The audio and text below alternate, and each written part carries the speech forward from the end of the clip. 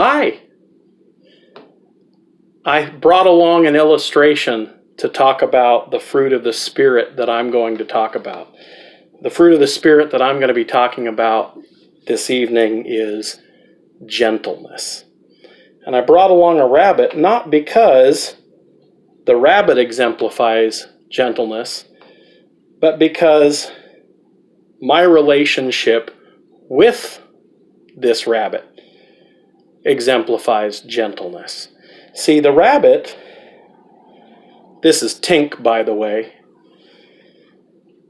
is really incapable of what we would call gentleness. This rabbit could run at me with all its power and headbutt me, and it wouldn't hurt me a bit.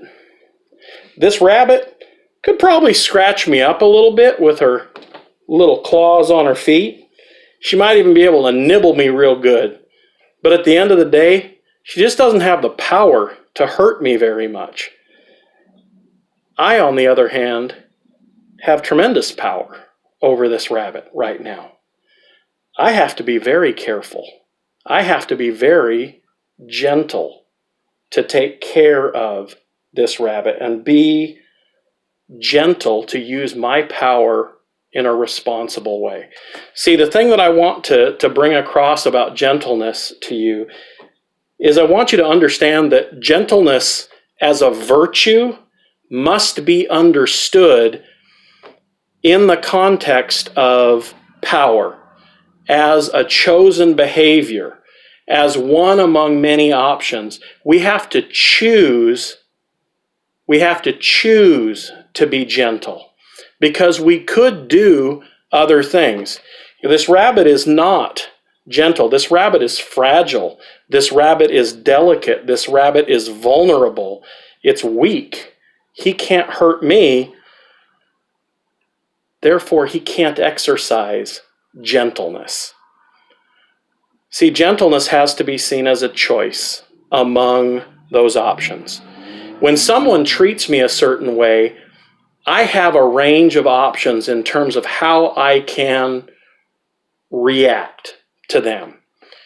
Someone is mean to me, if I have any power at all, I can lash out at them in anger. I could get revenge. I could just keep quiet and plot my revenge. I could put them on blast. I could write a real nasty post on Facebook about them. I could cancel them.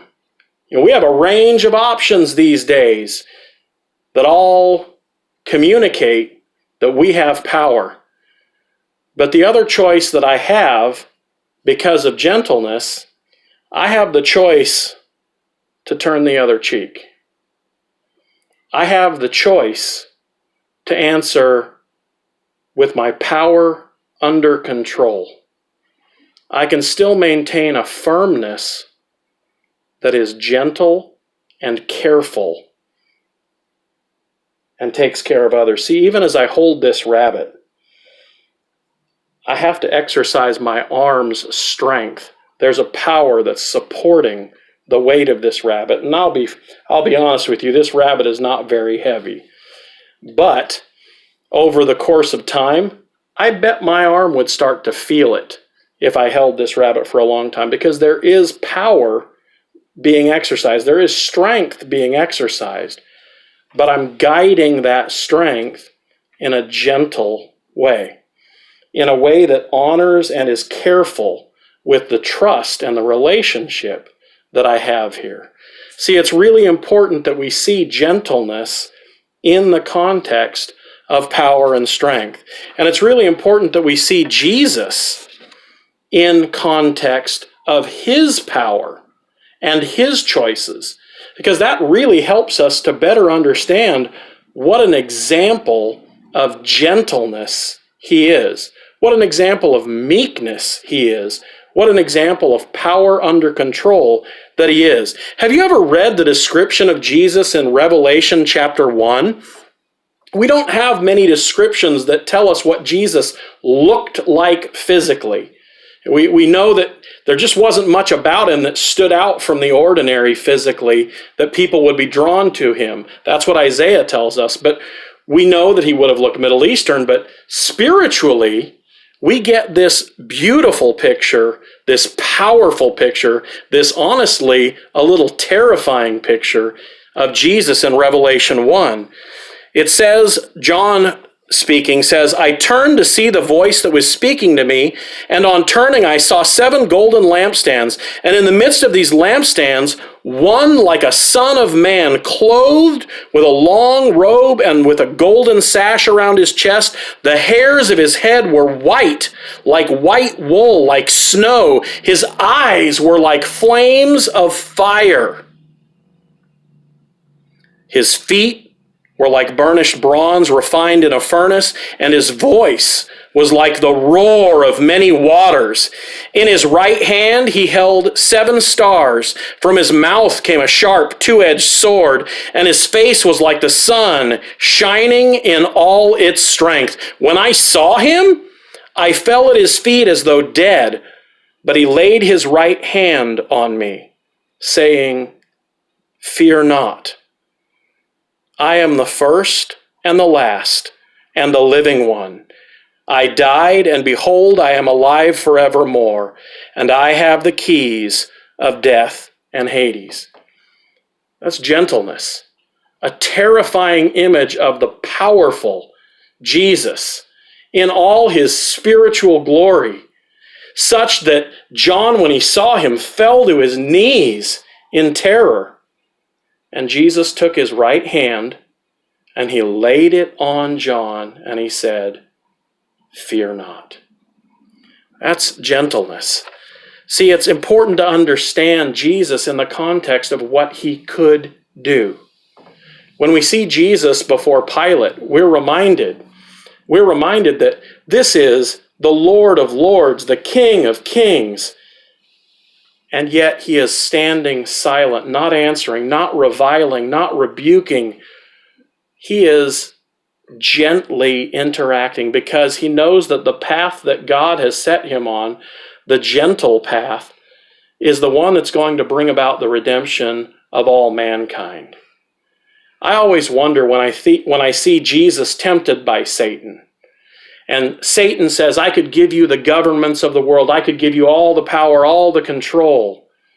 And Jesus could have taken that, and he could have solved all the problems of the world by force. And yet he chose the path of gentleness. When I see Jesus on the cross, and we're reminded in Scripture and in one of the hymns that we sing, he could have called 10,000 angels, but he didn't. He chose the path of gentleness. See, I want to encourage you. We have power. There's a lot of conversation right now about power and about privilege and about ways in which we can use our voices. And I want to remind you that with all of that, the best way to handle power is with gentleness, is in a way that is controlled, that is not rash, that does not lash out, that does not wield fury and wrath, but that is gentle. Proverbs 15:1 has probably been one of the most guiding verses of my entire life. I do not always live it perfectly, but I believe its principle, even more now as I mature. Proverbs 15:1 says this, a gentle answer turns away wrath, but a harsh word stirs up anger. Now, I used to understand that verse only on one level, that a gentle answer has a way of diffusing a situation so that you don't incur the wrath of the other person, so that you don't bring about their anger and wrath. The second half being a harsh word stirs up anger. If I answer anger, there's a way that it just sort of fuels like a fire and it just builds into a big bonfire of anger. But what I'm beginning to understand is that this verse, this advice goes a lot deeper.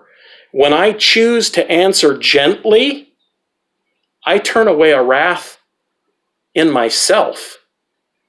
I turn away a wrath in my own choices and in my own behavior. I turn away from that wrath. I don't just say, I don't like it when you're mad at me. I say, I don't like it when I'm angry toward other people.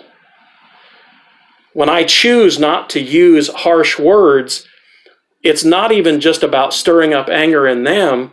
It's, I shouldn't be stirring that up in myself. See, we have a great opportunity through Christ, and we should feel empowered, and we should feel emboldened, and we should live fearlessly.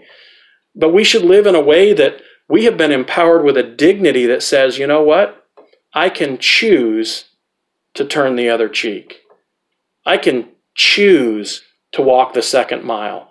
I can choose to answer kindly, even when others are unkind. I can choose to show them a better example and a better way of conducting even themselves. And that is really empowering. That is really dignifying. And that's when I feel like I am best following the example of Jesus, my Lord, who, though he has all this power, he's so gentle with me. He's so careful with me. He takes such delicate touch with me. He's patient and he's kind. I want to be a man like that. You have a good evening.